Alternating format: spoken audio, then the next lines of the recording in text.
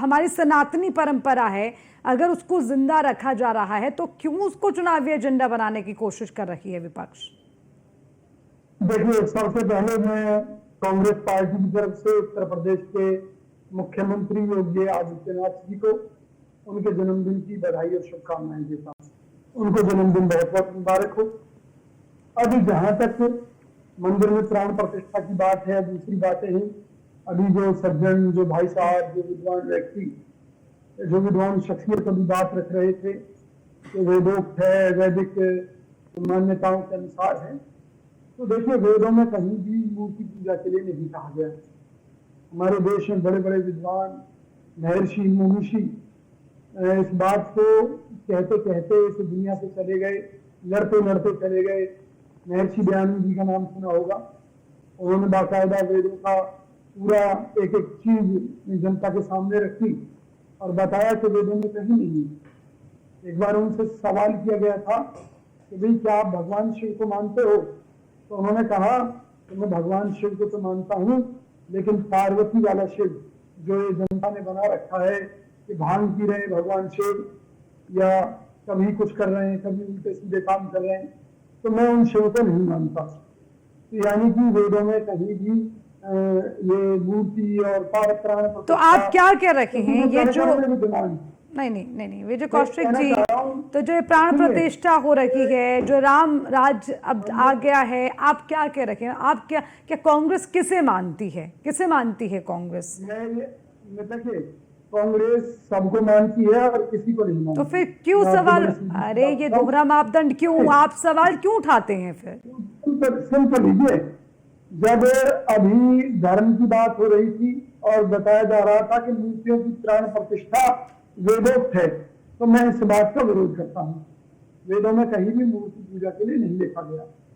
अब जहां तक धार्मिक आस्था की बात है, तो कण कण में भगवान है और मूर्ति की प्राण प्रतिष्ठा हो रही है, तो कांग्रेस पार्टी को उससे भी कोई ऐतराज नहीं है। हाँ, कांग्रेस को धार्मिक क्रियाकलापों का राजनीतिकरण करने से ऐतराज है, जिसको लेकर हमारे प्रदेश अध्यक्ष ने कहा है। उन्होंने ये कहा कि भी अगर भगवान श्री राम जी की मूर्ति की प्राण प्रतिष्ठा आज हो रही है, तो इससे पहले जो भव्य आयोजन हुआ था जिसमें भगवान श्री राम जी की मूर्ति स्थापित की गई थी, उसकी प्राण प्रतिष्ठा की गई थी, तो वो कार्यक्रम क्या था? तो राजनीति नहीं होनी चाहिए धर्म के नाम पर। और हमें कहते हैं कि उत्तर प्रदेश के अंदर कानून व्यवस्था की बात होनी चाहिए। जो गलत बुलडोजर एक्शन होता है या जो सिलेक्टिव होता है, उसकी बात भी हमें करनी चाहिए। आप कहीं और निकल गए। ठीक है विजय कौशिक जी, अभी रुकिए, ठीक है, अभी इसी पर रहते हैं, अयोध्या के मुद्दे पर रहते हैं। ठीक है, आप बाकी मुद्दों की भी बात करिए, लेकिन सब इंडिविजुअल होता है, तो आप उसको एकदम मिक्स मैच मत करिए। अभिषेक जी, सॉरी जगदीश जी, सवाल यही है, अगर कोई अपनी आस्था को सर्वोपरि मानता है, अगर कोई अपनी सनातन की परंपरा को बनाए रखना चाहता है, तो उसको राजनीतिक चश्मे से क्यों देखा जाता है? सेम सवाल मैं आपसे भी पूछती हूँ। देखिए, ऐसा है अर्चना जी कि ये बिल्कुल सही है, धर्म अपना है, इसको जो है जो मनाए सो करे, इसमें कोई अड़चन नहीं, किसी दूसरे को कोई आपत्ति नहीं होनी चाहिए, इसमें किसी को कोई आपत्ति नहीं होनी चाहिए।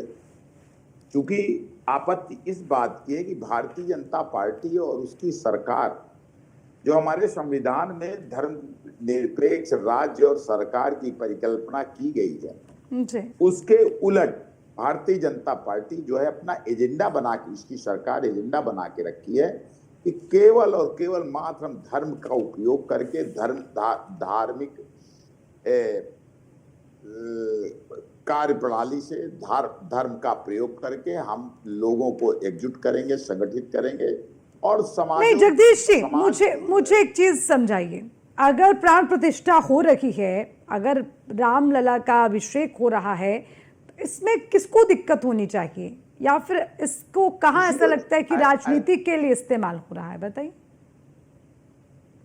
अर्चना जी, आप बड़ी पत्रकार हैं, आप बताइए कि मुख्यमंत्री जो संविधान की शपथ लिए हुए हैं, किसी धार्मिक आयोजन में भाग लेना चाहिए? क्या ये उचित है? आप हमारा छोटा सा प्रश्न का जवाब दीजिए। मुख्यमंत्री सबके मुख्यमंत्री हैं, सभी धर्मों के मुख्यमंत्री। एक मुख्यमंत्री को केवल एक धर्म के लिए काम करना चाहिए, जिस तरह से करते हैं। अब ये जो है उनका विषय है भारतीय जनता पार्टी का। मैं कहना ये चाहता हूं कि Bharatiya Janata party as a राजनीतिक दल जो मुख्यमंत्री जी और